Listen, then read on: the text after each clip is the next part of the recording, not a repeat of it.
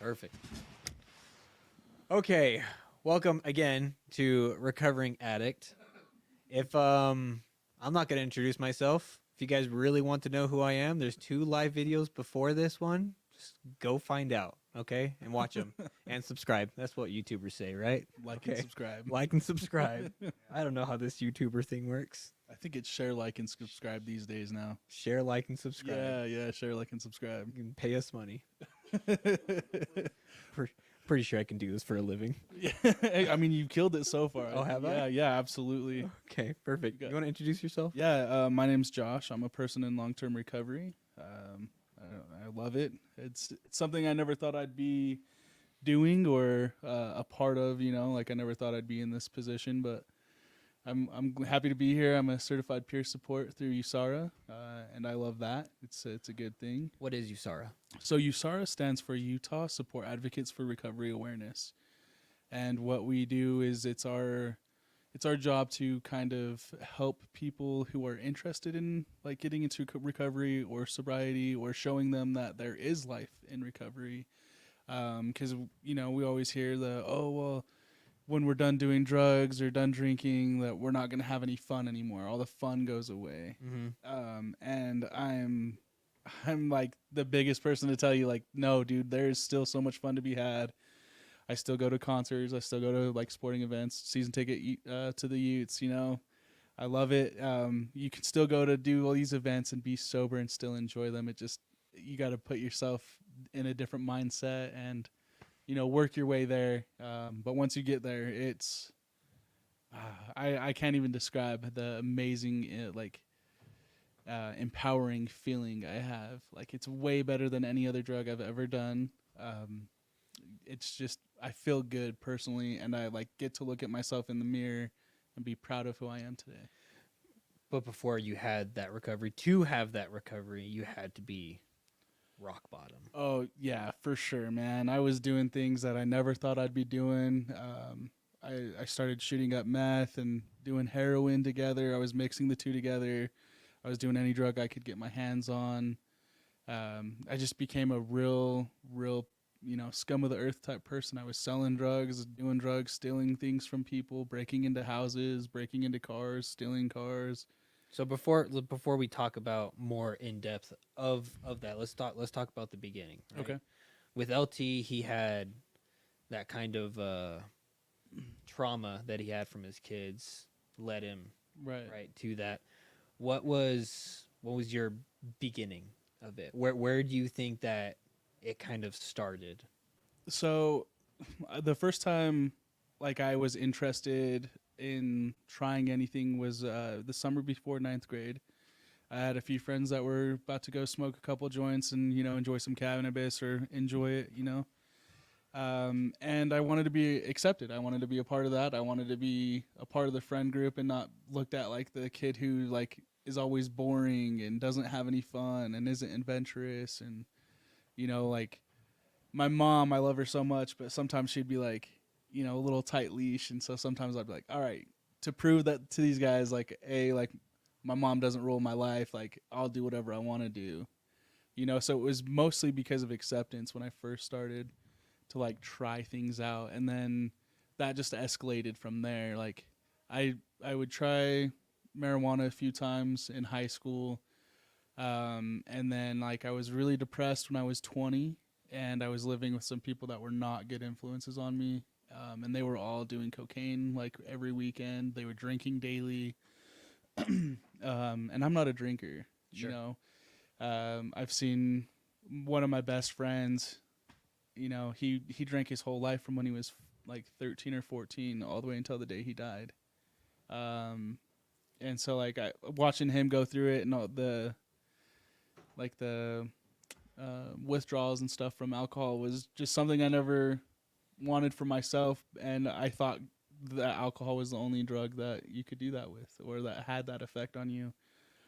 And man, was I wrong. But so it started with cannabis, and then when I was 20 was the first time I tried cocaine. And that, like, I enjoyed it. It was fun.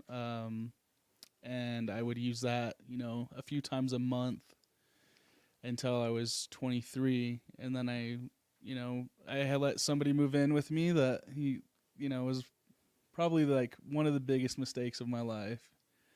And one night we were sitting there doing cocaine, and he mixes his cocaine in with mine, and it turned out to be meth. And the very next day, I smoked meth for the first time, and man, that thing, it was like the devil grabbed me by the hair, by the beard, my whole body, pulled me in, and I was stuck, and then got to the point where I was doing meth so often, like it like got in the way of my job, and then I wasn't sleeping at night, so I would like use the justification of, oh, meth will help me stay awake, it'll help me be motivated, I'll do it before I go to work. And so then there would be like 7 or 8 days at a time that I wouldn't get any sleep, and then I'd have to call my boss and be like, look, dude, I need some time off, I'm gonna sleep. And my boss at the time was also a meth addict. Like, he was the guy I was getting my stuff from. Mm-hmm.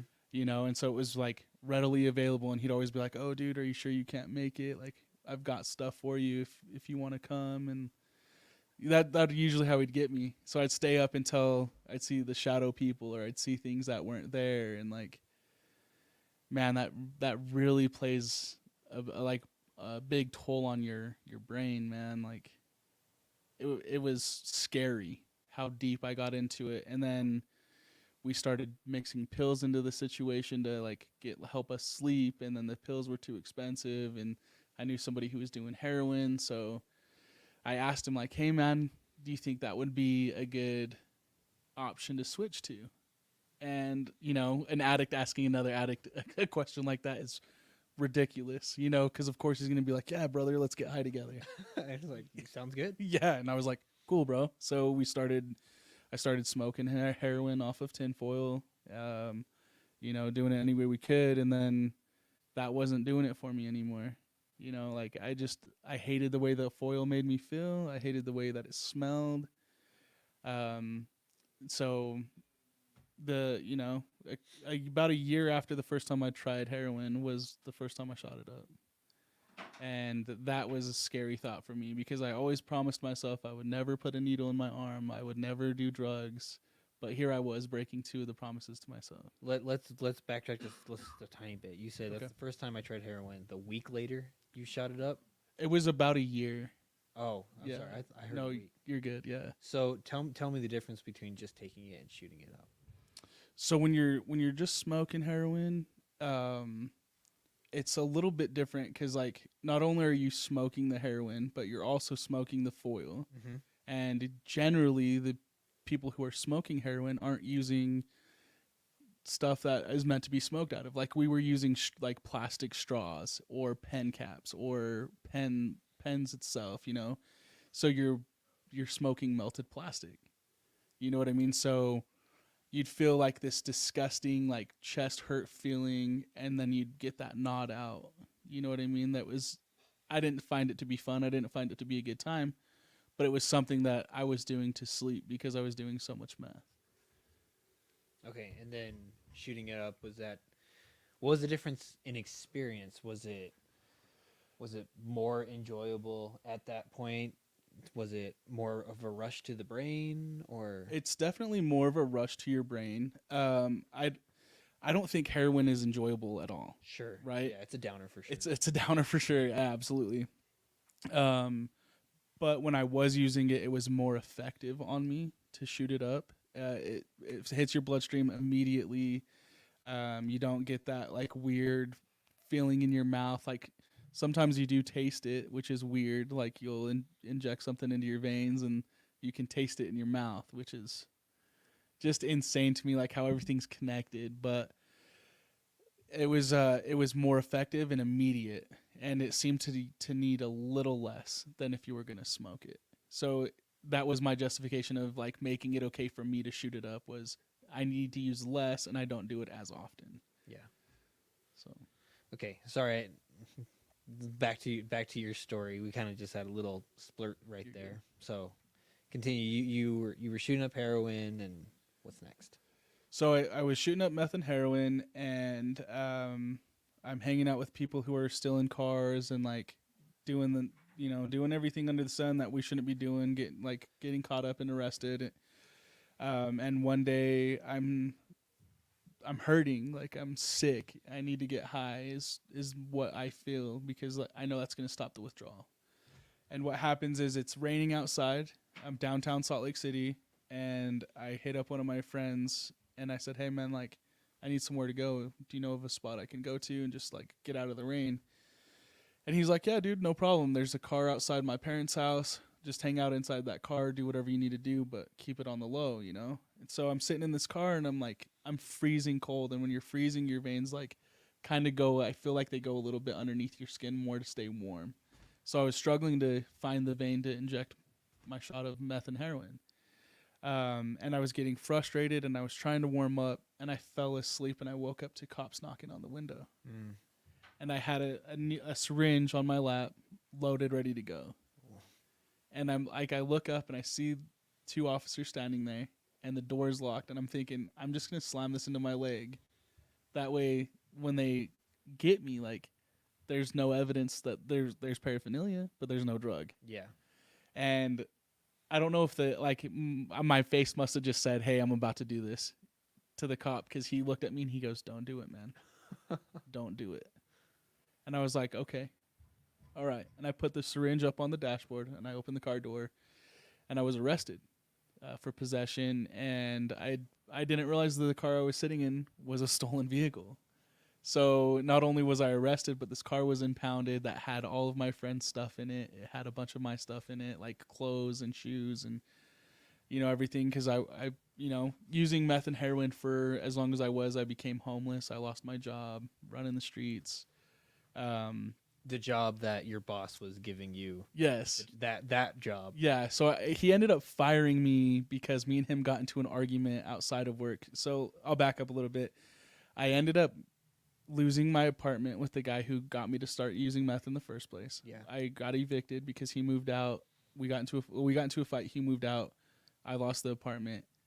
And the moving company I was working for at the time had 2 extra like warehouse storage unit things, and my boss he had turned 2 of them into apartments pretty much. So like he like put up walls, there was washer and dryer hookups, there was a bathroom, there was a shower. So I was living in the warehouse for like 6 months. Wow.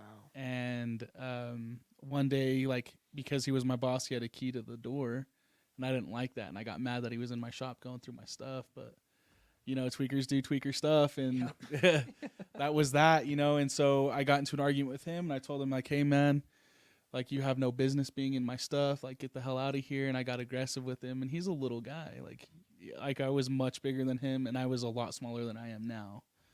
And he got scared, and he called the cops, and he told me that I couldn't live there anymore, and that was the last day that I stayed there. So that was when I became homeless. Like, sometimes I could go crash at people's houses and stuff, but because I was doing everything that I was doing, like, nobody wanted me there for more than a day. Mm-hmm. And I wouldn't go to my parents' house, mostly because I was ashamed of what I was doing, but also because I didn't want to be clean. And like I have too much respect for my parents to bring meth and heroin into their house.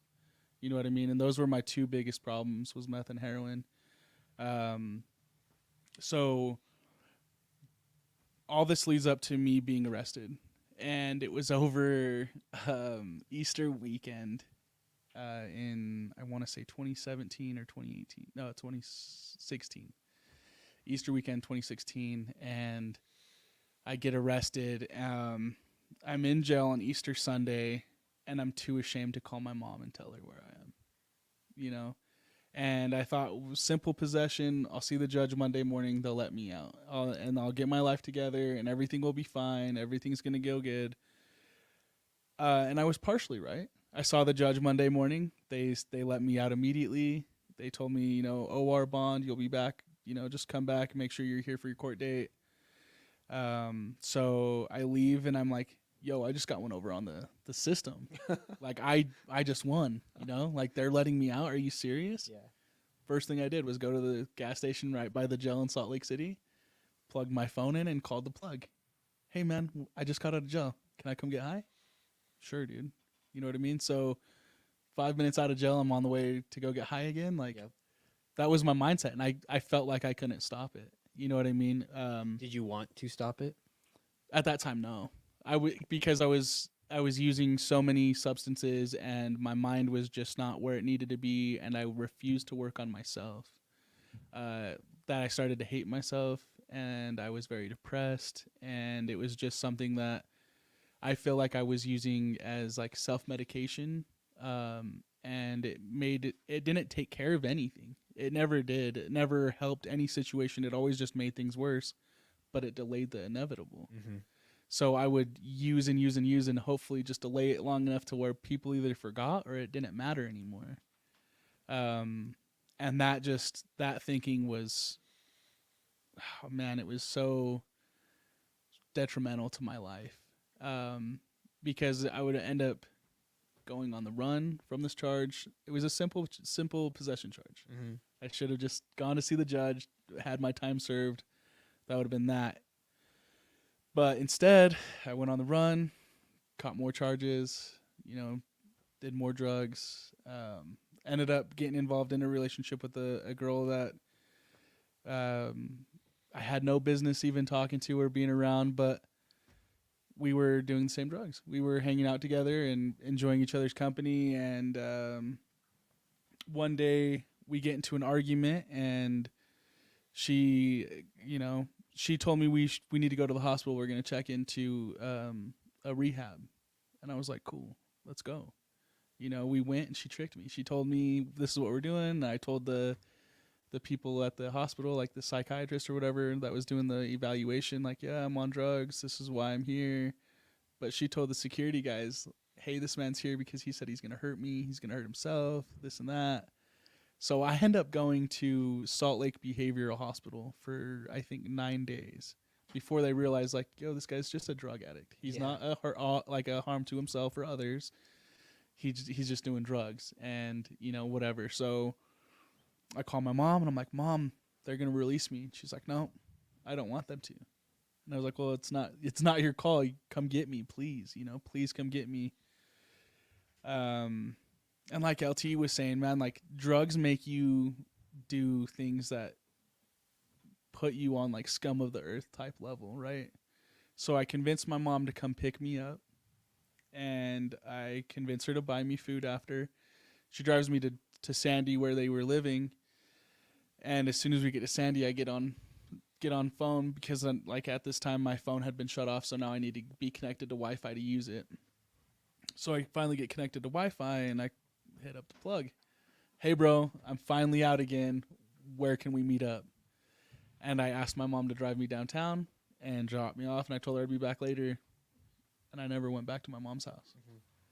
Mm-hmm. And within a week of me leaving the behavior hospital, or maybe it wasn't even a week, it was 3 days. I was out for 3 days, getting high in the streets, doing everything I shouldn't have been doing. And I get a call from the girl who had put me into the mental hospital, or into the behavioral hospital. And she's talking about how she's pregnant and it's my baby, but now she's stuck in Iowa and she needs me to come get her. And I was like, okay, I'm going to do the right thing. If she's telling me the truth and she's having a baby and it's mine, I've got to man up. I've got to make sure that happens here in Utah, where my family is, where I know people, where I'm comfortable. And one of my friends gave me a car. He told me it was one of his friend's car, and he told me it was all good to go and all that stuff. And when you're using drugs and you're not thinking clearly, anytime somebody says they have your solution, you just go with it. Mm-hmm. So I was like, all right, cool, man. Got the keys from him. Didn't think about how much gas was in the car. Didn't think about anything like that. We smoke a little bit more meth, do what we do. I get in the car and I start driving to Iowa. And I made it to Wamsutter, Wyoming, where the car ran out of gas. Oh. So now I'm out of gas. I'm a tweaker with no money, nothing to sell. If it's Wyoming, probably in the middle of nowhere. So Wamsutter is literally a town in the middle of nowhere that is nothing but oil and gas. Oh, well, I mean, so it would have been beneficial if the gas was how it used to be, where you could pump the gas and then go. Yeah. You know what I mean? But up there, you got to pay for it first. They give you a code and whatever. By the time I get to Wyoming, I'm like coming down off the drugs, and I realize like, yo, I can't just steal from people. Like I'm a completely different person when I'm on drugs versus when I'm sober. I don't care about you. I don't care about what your car looks like. I don't care what you have. If I want it, I'm taking it from you. Mm-hmm. That was my mindset when I was on meth or on heroin. Like if it's something that I liked, I took it. You know, and so coming down and being sober, I had plenty of opportunities to take gas cans from several different yards. But I got scared. I was coming down and I was like, people are gonna know, and I started knocking on doors instead, asking, hey man, like I'm just from out of town. I just ran out of gas. Is there any way you could help me out with a couple dollars? And I probably look pretty high or scary because nobody's opening their doors. Nobody's trying to help me out. I'd probably been up for 3 days, not showered. Yeah, probably looked dreadful. Yeah, I probably looked rough around the edges, right? Yeah. So I finally just go to the gas station and I'm like, maybe the gas station attendant will just hook me up with some gas, so I try. I go and I'm like, hey, yo, can I get some gas? And they're like, go ask the pastor just across the way in the trailer right there. And I was like, cool. So on my way to go over there to ask the pastor, I run into this guy and he goes, hey man, you better leave this town or I'll shoot you. And so me being, half high, I'm like, dude, if you want to get out and fight me, like, let's handle business. Like, I don't care. Where we come from, we don't shoot people. We fight, yep. And like, which is scary because I don't like fighting. You know what I mean? Like, when you're half high. Yeah. Right? I don't mind it. Like, if I have to do it, I'll do it. But that's last resort type of thing. Sure. You know what I mean? Like, if it's me or you, it's not me. You know what I mean? Like, I'm not gonna. But, so I have this spat of words with this gentleman for a few minutes, and he never got out of his truck, thankfully. I think I would have been in a lot more trouble if he did, or I'd be dead. Mm-hmm. You know what I mean? Everybody in Wyoming's carrying a gun or two. 100%. It's just a thing out there.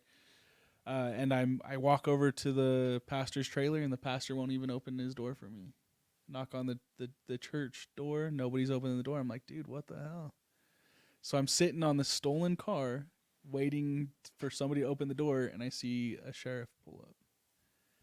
And sheriff says, hey man, what's going on? So I'm like trying to tell the sheriff, but I'm trying to lie. And like at the time, because this car wasn't mine, and I, being a tweaker, I was like, fuck, I gotta change these license plates. So I ended up stealing license plates before I left Salt Lake, and I got dealer plates and I put them on this car. And that was the worst mistake, because that, then they run the VIN, and then the VIN pops up as it's stolen and yep. Whatever, So I end up getting arrested that day, and I don't know anybody in Wyoming. I have no family, no friends, or I didn't then. Did you get charged also with possession as well? No. Did you have anything on you at that time? So I should have, I'll be honest with you, I should have been charged with possession. I should have been charged with a lot more than what I was charged with. But I told them, eventually I told them that the vehicle was stolen and that I had no idea what was in the car, which helped me with the charges, but was a total lie. Okay. Like, there was a lunchbox in the trunk that had 4 scales in it, a bunch of baggies with like meth residue and heroin residue. There was a box that had probably 20 different kinds of prescription pills that we were selling. But I lied about it. I said, I have no idea what any of that stuff is. None of that stuff's mine, So I was only charged with wrongful taking or disposing of property over $1,000, which is a felony in Wyoming. And I tried to be tough with the cops, and I tried to be tough with the judge and everybody, and like, dude, that was a mistake too, I realize that every time I make a decision while I'm high or coming down, it's the wrong one, and all these little choices that I'm making are turning up to be huge life-altering decisions, and so I spend a weekend in the jail, and I see the judge. I was arrested on a Friday, and I saw a judge on a Tuesday. And when I saw the judge, it was, mind you, this was my first charge ever. Never been in trouble before with the law. Never, had any kind of possession or anything like that. And the judge looked at me in the face and she said, "You're a menace to society and you're ruthless on the streets. You need to be taken off the streets." And I was so taken back by that. Like, how could you say that to somebody you don't know? Yeah. You know what I mean? But she wasn't wrong. I was pretty ruthless when it came down to it. I just didn't care. And it was mostly that I didn't care about me or what happened to me. You know what I mean? Like, I think sometimes when I was going into those places and stealing them, that, hey man, I hope somebody like comes and shoots me. That would make it so I didn't have to own what I was doing. That would make it so I didn't have to work on myself. That would make it so I didn't have to look inward on why I really feel the way I do. You know what I mean? Like, I was trying to take a coward's way out. But that, gratefully that didn't happen. Like, I'm so grateful that I never got shot. I had 7 or 8 guns pulled on me throughout my life, whether that's from cops or from gang members or people on the streets trying to do the same thing I was doing. And that's a scary thing when you have guns in your face, and it didn't seem to affect me while I was high. If you pulled a gun on me when I was high, dude, I told you to pull the trigger. Like, I tried to out scare you. You know what I mean? I never owned a gun. I still don't own a gun. I can't own a gun now. I'm a felon, Sure. But, like, I would be like, all right, dude, you can either pull the trigger. I would give them 3 options. You pull the trigger, you put that gun down and we fight like a man, or you just leave. And they would always just leave. I don't know what it was, but they would always leave. And thank God for that, Like, that was very scary situations to be in. But so I get told by the judge that I was going to trial, that she wanted to give me a 7 to 10 year sentence on my first charge. And I was like, dude, there's no way I'm going to do 7 years on my first charge. Are you serious? And like, I had a bunch of people in the jail playing jailhouse lawyer, telling me, "Oh man, you're going to get it knocked down to a misdemeanor. They'll call it like joyriding because you had the key. Like, it's no big deal. Like, you'll be going home." I spent like 3 months there, just waiting, and it was coming up to Christmas time, and I was begging my mom to bail me out. It's like, "Mom, just bail me out, please. It's only $500. Just bail me out. I promise I'll do nothing wrong."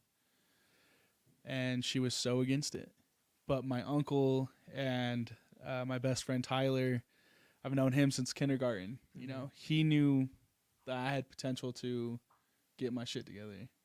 Excuse the language, but he told me, you're good, bro. I've got you. But if I bail you out, it's gonna be after Christmas, and you're not going home. You're coming to Killdeer, North Dakota, where I live, and you're gonna work on the rigs. And I agreed to that. I was like, all right, cool, man. Anything to get me out of here. I was willing to say anything to get me out of jail. Yeah. And sure enough, it worked. He got me out of jail. We went to his house in Killdeer, North Dakota, and he took care of me. During that time when he got you out, was your next thought, where am I going to find the next drug? When am I going to escape this? Right? He got me out of jail.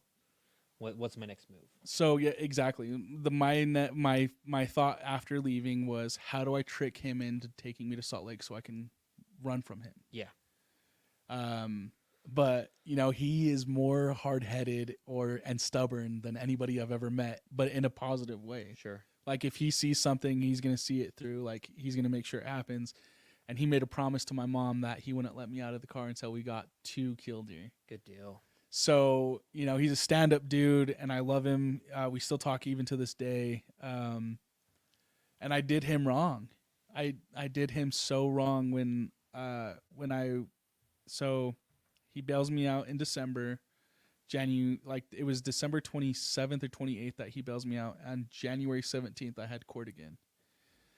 And it was to decide if I was going to prison or if they were going to give me probation or whatever. And he lets me take his girlfriend's truck to drive, a few states away and like do it all by myself. And I regret that so much. I ended up taking a couple of joints from somebody I worked with at the oil rig place that we were working for. I asked him, "Hey man, just give me a couple joints. We'll be all right, So I take these joints with me on my road trip, and the car starts having some problems. I'm like, no big deal, you know. I never smoked in the truck, but I've smoked before we drove. Like, you know, before I went anywhere, I smoked before I even went to court, man. Like, it was just so, like, I feel like I needed it from, like, to just balance everything out, to make everything right in the world. Yeah. Smoked before I went to court. And I was standing in front of the judge, and she asked me, "Are you on anything, or is there anything?" You know, I can't remember the exact wording, but they ask you if your mind is altered in any type of way. I was like, "No, man, I'm good." You know, and she offered me a 3 to 5 year, or sorry, yeah, it was a 3 to 5 year prison sentence suspended, with a 301 deferral, which means if I would have done and they gave me 5 years probation. So if I would have done the 5 years probation, no hiccups, no mistakes, no nothing, the felony would have came off my record and I wouldn't be a felon. And I was like, cool, yeah, bet. Sign me up for that. Yeah, that sounds like a great idea, right? And man, did I mess that up. The judge told me immediately, you cannot go to North Dakota. You have to go back to Utah, where you have family, where you have people that care. And I was like, well, North Dakota is where I need to take this truck back to and whatever. And she's like, your friends can come pick it up from you. And I was like, all right, cool. So I go back to the hotel that I was staying at, and I pack my stuff up, and I call the plug. Hey, man, I'll be back in Salt Lake in however many hours, you know? And I don't know if it was the universe or God or what, but something happened, and the truck started running like shit. And it, like, the check engine light came on. It wouldn't go past 60, and I hit a patch of black ice, and I wrecked that truck. I don't know if I totaled it. I've been, even to this day, I'm afraid to ask him if I totaled that truck. We should just call him right now. Yeah, right. Like, hey, man, remember that truck? And like his girlfriend, she helped out so much too. Like, they spent so much money on getting me out and getting me out there and helping me get started with a fresh start, and I just blew it. You know, I just completely blew it, and I kept telling him thank you and, you know, whatever, but that's just lip service, man. Mm-hmm. Like, you can't really show somebody appreciation by acting the way that I was acting, right? And, you know, I go from Wyoming back to Salt Lake, or like after I wreck the truck, I get it towed and I end up at a different hotel. And I call my mom, hey, mom, please come get me, please, you know, begging her.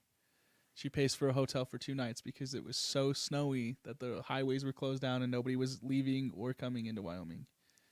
So I had to wait it out at a hotel, and I meet some people at the hotel, and they're like, oh, hey, where do you stay? And I tell them where, and they're like, oh, we're going down there to get some drugs. Do you want to ride? And I was like, yeah, just let me know when you guys are going to go. Like, I'll take you to my plug's house. We'll get you all hooked up. And thank God they left without me. You know what I mean? Like, I don't know where I would have been or what I would have been doing, but they left without me, and my mom picked me up the following day. I get back to Salt Lake. I check in with my PO, and I'm trying to do the right thing. But while I was in Sweetwater County Correctional Facility, I was told that my biological father had a heart attack, and he was going through throat cancer, you know, stage 3 or whatever. And like, I'd never met the dude, you know, and so like, it was very important for me to meet him and like get to know who he was, so I had an idea of who he was for myself instead of what people always told me about him, you know. So I meet him, and he, at the time, I didn't know he was still using meth. You know, he's going through throat cancer, going through chemo, going through all these treatments, smoking meth every day. And I hit him up, and I'm like, hey, man, I'd like to come visit you. I want to see you. And my sister, I have 6 sisters. One of my 6 sisters had messaged me and gave me the address, told me when to come, told me when to be there. I was like, cool. The first time I ever met him, it was decent. He seemed normal and fine, and somebody who was on death's door, right? Like, that was what I expected to see. And I walk into the kitchen where my sister's smoking meth. And she knows I'm on probation, and she knows I'm trying to not do drugs. And she says to me, hey, little brother, do you want to hit this with me?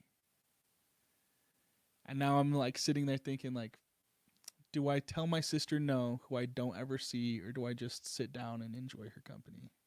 So I sat down and I smoked with her. And we smoked all night. And then we heard a little bit of sound coming, and probably about 6:30, 7 o'clock in the morning, coming from my biological dad's room. And I go to check it out, and he goes, "Send your sister in here." I was like, "What the hell?" So hey, he wants to see you. So she goes in there. She comes back out, and she goes, "Give me just a minute, and then you're gonna come in here too." And I was like, "Okay, cool." So I'm messing around on my phone, doing whatever. A couple minutes later, they call me in the room, and now all of a sudden, all three of us are smoking meth together. And then it became my justification was like, well, this is how I'm going to get to know him. This is how I'm going to get to know my sister. This is how we're going to bond. And I go check in with my PO a couple weeks after that. And he asks me if I was willing to check into Odyssey House. And I told him no. And he's like, well, you can check in by this date, or, we'll come get you. And I was like, all right, cool, bet. And I told him my reasoning for not wanting to go to Odyssey House was so I could take care of my biological father while he was going through all this stuff. But in reality, dude, I just didn't want to get sober. Yeah. I wasn't ready. Yeah. I'm one of those people who, you tell me to do something, I'm probably going to do the opposite. Or if you tell me not to do something, I'm going to do it just cause, So I tell my PO, all right, cool. This is where I'm staying. And I gave him my mom's address, and I told him, like, that's where I'll be. And sure enough, they show up at my mom's house, and my mom didn't know where I was. She knew about where I was, so she gave them like an estimated location, but she didn't know where to find me. And I was just doing so much stuff, and I ended up going on the run. And oh man, that was not a fun life. That was not a fun lifestyle at all, man. I was on the run, sleeping on the streets while it's snowing and people are freezing to death outside. Like, that was my life, and thinking back on it, I'm like, man, I don't know how my body held up. I don't know how I'm still here, but obviously I'm here for a reason. But you are still here, right? Yeah, absolutely. So when was that moment? So I went on the run from probation, and I was at City Creek Mall, downtown Salt Lake. And we were just walking through, and we saw a notebook on a table. And we pick it up, and we're like, "Oh, it's a cool notebook. Put it in the backpack. Let's go." I get charged with petty theft because it was somebody's notebook. I guess they were in the food court. They left it there on purpose. We didn't know. It was just a cool notebook. Sure. So we leave. I get charged with petty theft. I never show up for that court date. And then, I was still on the run, obviously, and I was trying to dodge cops and, trying to do the right thing. I was trying to stop shoplifting. I wasn't stealing from stores anymore. But I met up with this girl who, we were like friends, and she was like, "Hey, like, I have money. I need to go to the store." And I was like, "Cool, I have money too.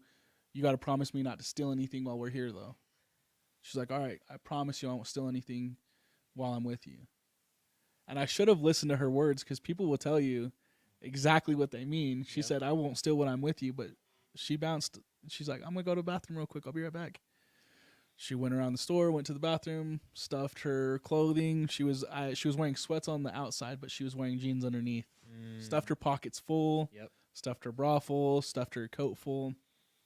And I'm going through the store like a, clueless guy, just whatever, And then I see her, I'm like, "Hey, I'm ready to check out." And we don't go, like, I used to go to self-checkouts, but at the time in the morning, the self-checkout wasn't open yet. So I had to go through somebody, and they, like, scanning my shit, and I pay with my money, like, for the things that I've purchased, and she pays for her stuff that she was trying to purchase. And as we're walking out the door, we get stopped by 2 cops. And I was like, "Nah, man, like, you got the wrong person. I paid for all this. Here's my receipt." And you felt like a pretty good boy at that point. Yeah, I felt good, but I was nervous because in my pocket I had a sunglasses case that had 4 or 5 loaded syringes in it. Oh, yeah. Okay. A couple bags of meth. So I was scared. Yeah. I was like, shit, like, what do I do? Like, I'm not in the wrong. I don't know if she did anything wrong, but I had no business, And the cop pulls us back into the room, and he's like, it doesn't matter if you knew or not. We can't prove that you didn't know. You can't prove that you didn't know. As far as we know, you were in it together. Wow. So I get charged with retail theft for what she did. She goes for a walk. They release her straight. They just tell her, okay, you can't come back to this Walmart anymore. They release her, and I'm like, okay, I didn't do anything. When am I going to be released? And they were like, oh, you have a hold from Wyoming. And I was like, oh no. What do you mean? And they're like, you're a fugitive from justice. If they want us to arrest you, we are detaining you and we're taking you to jail. Wow. And I was like, oh man, okay, cool. So I'm sitting there, and he goes, if they don't call us back in 30 seconds, I'll let you go. Oh, wow. So I'm sitting there counting, and I swear I got to number 22. His phone rang. Oh. They were like, yeah, we want him. We're going to come get him, take him into custody. So I get arrested again, and I'm like, all right, this is the moment. Like, this is like, I'm just going to go do my time, and that's going to be that. So I spend 30 days at the adult detention center at Salt Lake County, whatever, the jail over there. And, dude, I was not sober the whole time I was in that jail. We were getting heroin in. We had joints in there. We had lighters. We were smoking joints in the pod. Like who does that, And we were using our toothpaste to get the heroin distributed through the cells and through the pods and stuff like that. And we were high the whole time. I was there for 28 days, and they have 30 days to come get you on the certain extradition I was on or whatever. So I was like, dude, I'm about to get out. Like, they're going to have to release me. Nope, I got picked up. They came in, they sent a van, one deputy and one van came to pick me up. And I was like, all right, this is real. And we're going, and they take me to jail, and I see the judge like 2 days after they got me back to Wyoming, and she says to me, we're willing to give you another go on probation. You can have 5-year probation with a 7 to 10 year prison sentence suspended. I told her no. I said, no, I'm good. I'm going to go back and talk to my public defender, and we're going to come up with a better plan. And I was speaking to my public defender, and he goes, the state they're not going to budge on this. This is what they're offering you. And I go, what's the option? And he goes, there's no option. I go, there has to be an option. I was like, what if I just go to prison right now? And he goes, if you decide you want to go to prison right now and forego the probation, they'll probably give you 5 years. And I was like, okay, that's a lot more doable than 7 to 10, Yeah. So we asked the prosecuting attorney, what if I deny that? What if I said I want to go to prison? And the prosecuting attorney was shocked, just had no idea, like as if she had never been asked that before, Yeah. And so the judge hears me ask if I can just go to prison. And the judge asked me, why do you just want to go to prison? And I said, well, I feel like you're setting me up for failure. You're expecting me to move to Wyoming where I don't know anybody, where I don't have a job. The only people I've met are in jail, and they're all using. Like, I feel like this is setting me up for failure. I feel like if no matter what I do today, I will end up in prison.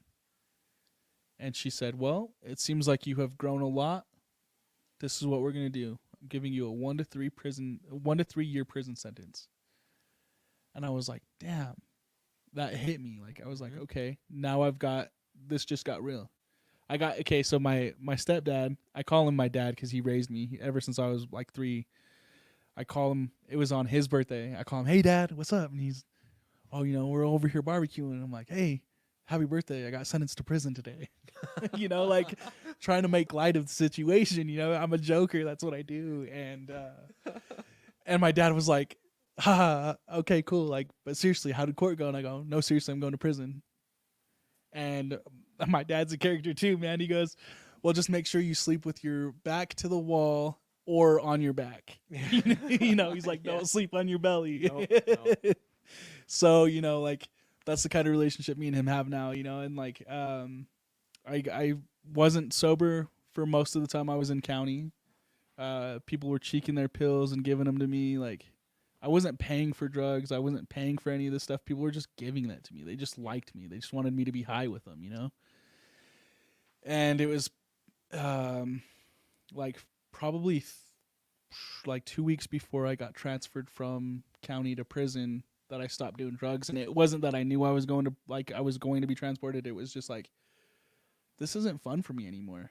You know what I mean? Like being stuck in this wall, being high, like, dude, this sucks. Like if I'm going to be high, I want to be outside and enjoy it, you know? Because we weren't even getting outside time. We weren't getting yard time. We weren't getting exercise time. We were stuck in the pod 24/7. And then when I got to, okay, so I'm going to back up because while I was in ADC at Salt Lake County, my mom came to visit me. And I was afraid of that moment because I always promised my mom, you'll never visit me on the other side of glass. And she did. And when I got arrested for the final time, I didn't call her. I didn't tell her anything. And like LT said, or maybe it was the guy before, but they said, hey, your parents, they'll call the hospitals, they'll call the jails, they'll see where you're at. My mom found me, man. Yeah. It was the second or third call she made. She found me. They buzzed my door, told them, hey, you got to visit. And I was like, you got the wrong guy. Nobody knows I'm here, you know? So I walk up and I see my mom sitting there. And that broke my heart, man. And something I regretted telling my mom that day, she asked me, like, are you going to be sober? I go, no, Mom. I can't wait to hit the streets and shoot up again. I told my mom that. Yeah. Like, I'm going to do that at least one more time. And that was the plan. Through the whole time I was incarcerated, I planned on getting high again. And so I'm doing my prison time. I make it to the yard. I'm at the Wyoming Honor Farm for a couple months, and I see the parole board. And so I'm like, I'm a year and a half into my prison sentence already. And in Wyoming, you only do 66% of your sentence if you're good, if you got your good time and stuff, and then you get paroled to the streets or whatever. So I'm getting close to that 66% where I think they're going to like parole me to the streets. I see the parole board, and the parole board says, all right, we're willing to put you to the streets upon completion. Oh, shit. She says, my bad. They were, sorry, I got distracted there. No, you're fine. So the pro board I see, and they tell me, hey, you need treatment before we let you to the streets. Yeah. So like, all right, can I do it in Salt Lake? They're like, nah, you got to do it here. They put me at a year-long treatment center. Yeah. But they tricked me. They told me it would only be 9 months. Mm. And so I'm at this treatment center, and then I hear statistics on how nothing really changes for you mentally until after a year. Yeah. And then 18 months is where you can start making significant changes. And I was like, dude, I'm not going to stay here for 18 months. That's going to kill my whole sentence. Anyway, so I go to treatment at the TC, the Therapeutic Community Center out in Casper, Wyoming. I learned a lot from them. And that's where it was probably 4 months there where I was like, okay, this is what I want. This is it. I'm never going to get high again. Good. You know, and sure enough, I've made it to the streets October 28th, 2020. I've been sober ever since. Well, I'm really happy that the people that I've interviewed today, you, LT, Cody, you guys all have come out of it, right? Like, Right. You have the years and years and years of just terribleness. And then you have that, what I talked to LT, or like the euphoria moment, or whatever it may be, right? Whatever you guys want to call it, where it's like, hey, I'm done. Yeah, it's that click moment. Like you said, it just clicks. You're done with it and no more. Yep. Right? Everyone has it, right? I think that everyone that's in recovery has that click moment where they're like, no more. Before we started this interview, we won't take very much longer on this, right? We're already at 50 minutes. Sorry, guys. Give me a little bit of what we talked before the interview about fentanyl, right? Because we talked to LT about it, and then you started talking about it. I was like, wait, no, hold on. Let's talk about this in the interview. So fentanyl, in my opinion, when it hit the streets for drug dealers to get their hands on, that was the worst thing for society. And it's because it's in everything now. Like LT was saying, you can't go pick drugs off the street that doesn't have fentanyl in it. There's a good chance that even your cannabis has fentanyl in it, or, you know, your alcohol. If you're drinking with some people at a party, like, they probably laced your cup. You know what I mean? It is unsafe no matter where you go. I know when I was doing meth, we were testing our meth for fentanyl because We didn't know what was in there. And I know people who were selling meth that was laced with fentanyl to get you to come back faster. Like, one, it's going to put you to sleep. Two, you're going to want to do more meth to stay awake. And three, you're going to come to their house a lot quicker. You're going to spend more money. You're going to buy more drugs. And that was that. And that's just, it's so scary. I've watched people fall out from using heroin that they thought was heroin, but it was fentanyl. I've had to Narcan people who are going through that. And when you're seeing somebody on the brink of death like that is a eye-opening experience. Like, I've never experienced anything like that since. Never again. But I'm happy to say that I've gone through the training and the courses to carry Narcan and naloxone in my car.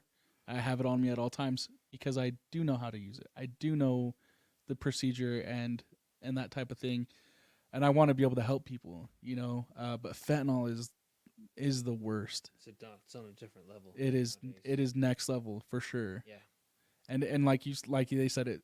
I watched a video of a cop not knowing what the substance was because it was in a bag. It was just some cop. He was doing his job trying to test it, and the fumes, like the dust fumes, got into his nose, and he fell out on the street and almost died. Yeah. They hit him with Narcan, like 4 different kinds of Narcan, stuff like that, and like, dude's okay now, but what a traumatizing experience. Like, I got, because I was a criminal, because I was a drug addict, because I was doing all these things, I never cared about law enforcement until I was in recovery. And now I'm like, holy shit, like, these guys have the scariest job. Society hates them. Like, they're scrutinized for everything they do. Like, they don't get enough credit for what you guys do. You know what I mean? Like, and the opportunity I have to work at the sheriff's department, the sheriff's office in Ogden, like, that is incredible because it has given me a newfound respect for what sheriffs do, for what police officers do, law enforcement in general. Because you guys do some scary stuff. You guys have to handle some scary situations, you know? Yeah. But yeah, dude, fentanyl, just the worst. I appreciate you giving law enforcement some credit. I also, just to close out, I want to give people who are going through recovery credit as well. I can't even imagine the times growing up and probably even recently where just driving down the middle of the road, you see some dude talking to the shadow people like you and LT were, or you and Cody were talking about, and like, oh, he's that guy's on drugs as you drive by, right? Listening to your guys' stories, all three of them have just been. It's hard. It's not hard, but it makes me look at those people in a way different way, right? They're acting funny now, but man, they are going through some hard stuff. Right. Whether they want to be on this, whether they don't want to be on this, whether they're trying to recover and they just had a hiccup, right? Everyone has their own story, and all three of these have been, besides the recovery, terrible stories, right? Yeah, absolutely. I would say terrible for sure, but recovery is the new light. It's amazing. I feel reborn. Like, it's a whole new perspective on life. You know, and it's crazy because I started using drugs before my prefrontal cortex was even done developing. Yeah. You know what I mean? Like, it takes 25 years to do it, and I was using it when I was in junior high. Like, are you serious? Yeah. Like, that's where your critical thinking happens, and I was losing that, you know, and I'm grateful that I'm now, you know, getting that back and in recovery and loving life and learning to love myself, you know. So, well, thank you. Thank you for the interview. Thank you for interviewing. LT, how do I close this out again? Do not put yourself in a high-risk situation. Do not put yourself in a high-risk situation. Stay strong. Stay strong. Work your program. Work your program. And remember, we recover better together. Yeah. I hope everyone was able to hear that. We recover better together. I don't have big muscles like LT, but I wish I did to show everyone. We recover. Thanks, guys. We appreciate it. Thanks, guys.